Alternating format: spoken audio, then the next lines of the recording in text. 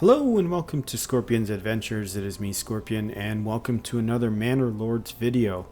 So today we continue on, and we are in the month of October, and what I wanted to talk about is our different buildings and paying attention to their inventory and any kind of limits that we have.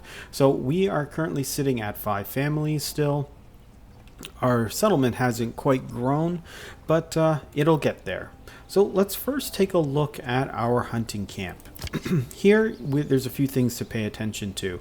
You have a hunting limit, but you also have generic storage, and you have a pantry. The pantry will hold, obviously, the meat, and the generic storage will hold the hides. Let's talk about the storage first. Right now, we see that there are 10 of 12 hides sitting in storage. The thing that you want to pay attention to is when this hits 12 out of 12, your hunters are going to stop working, because why would they continue working if they have nowhere to place the hides?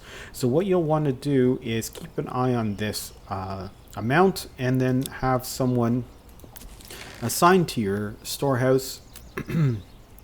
And once they're assigned, they will come and clear out the inventory here, making sure that your hunters continue to work. Now, the other thing you want to pay attention to is your hunting limit. So I am fortunate that right now I have a rich deposit of wild animals, which means that it'll be very hard for me to deplete this resource. Not impossible at this time. With a larger settlement, it is very possible that I could deplete this amount, but right now with just 5 families, not likely.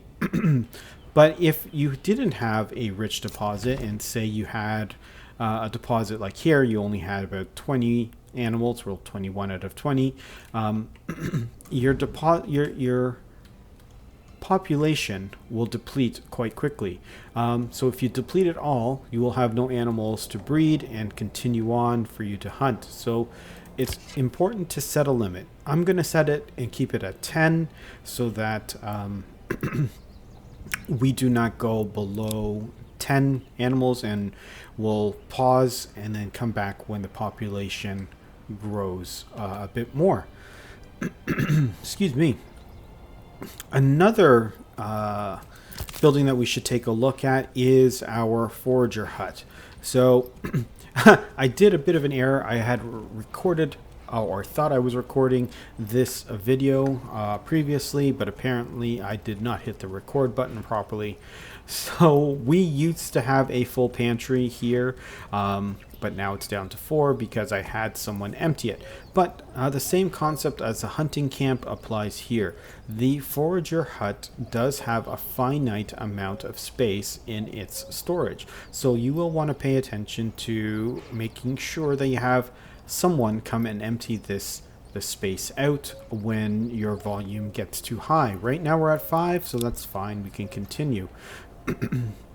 They do not have a limit on how much they will forage. They will just continue to forage until the deposit is all done. So you need to pay attention to this yourself. So every now and then I'll have to come over and take a look and make sure our berry deposit isn't down to 0. It will replenish, but it'll do so in the spring. And in the winter time, you can remove your workers from the forager hut because there's nothing for them to do in the winter. They can be redeployed elsewhere. Now, I started to get someone working in our saw pit. And what they will do is they will convert lumber or timber into planks. And the reason why I started to get this going, not because I needed it for any kind of construction, it's because I want to start trading, because I want my regional wealth to increase. Now again, in that other video I had already established the trade, so my regional wealth actually did jump, but here we are. The one thing, though, you do want to pay attention to is you can set a reconstruction reserve limit on how much lumber they are going to use. So lumber is everything, or logs are everything in this game. You're going to need a lot of logs to continue the the expansion and the build. So it is good to set a limit so that you're not scrambling or out of lumber for any large projects. So I'm gonna set the limit to 20, so anytime the reserve is over 20, they can start producing planks, and anytime it is at or below 20, there will be nothing left. Oh, and look, here's our warning: no more storage left in the hunting camp. I let that go too long. No, I had assigned someone. They just haven't quite got there yet. So hopefully someone comes with a handcart and empties the storage here. Let's see, this is a hunter crafter. He's a hunting person. Let's go in here and we can look at our people and see where they are, what they're doing. They're not. They should be going over here to collect that stuff.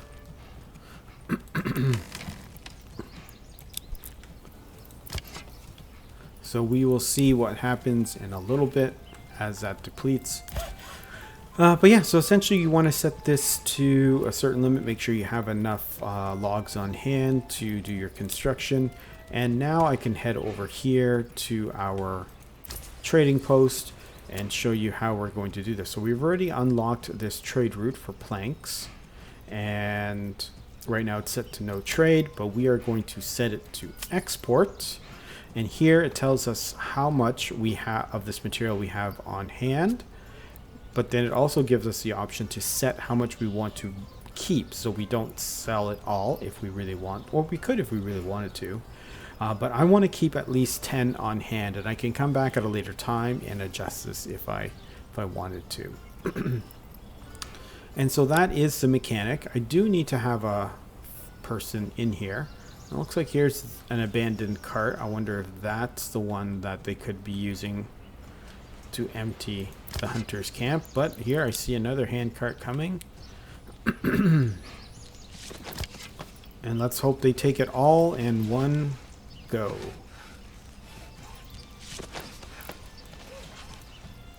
And there you go. And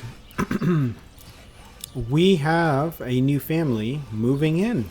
So that is fantastic. We can quickly get that family assigned to the trading post and see if they can help us earn some revenue.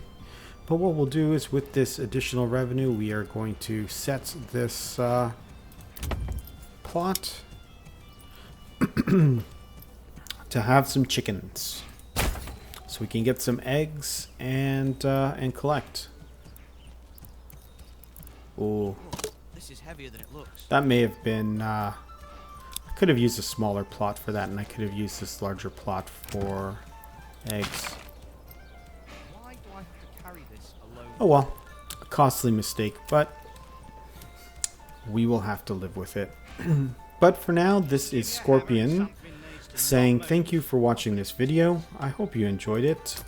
If you did, please hit that like button, and if you haven't subscribed to the channel, hit that subscribe button. I do appreciate the support, and do enjoy putting these videos together and sharing them with the community. And if you have a comment, feel free to put it in the comment section below. Let me know what you thought of the video, if there's anything that you wanted to see. Otherwise, this is Scorpion saying thank you, and have yourself a great day. Bye.